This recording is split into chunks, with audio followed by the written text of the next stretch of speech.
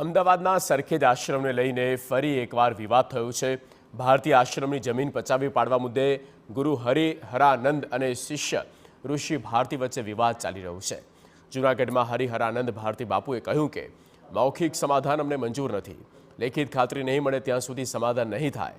આ ઉપરાંત હરિહરાનંદ બાપુએ કહ્યું કે હું જીવું છું ત્યાં સુધી આશ્રમનું સંચાલન મારી પાસે જ રહેશે।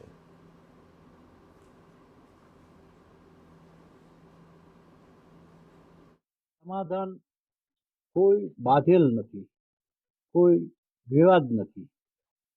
વિવાદ માત્ર આશ્રમનો છે। જે વિલ અને વસિયત મારા ગુરુજી મારા નામનું કરી ગયા છે, એનું મેં પ્રોબેટ લીધું ત્યારે પડકાર આપ્યો હતો। 6 મહિના સુધી કોઈ એનો પ્રત્યુત્તર ન આપ્યો, એનું પ્રોબેટ મને મળી ગયું।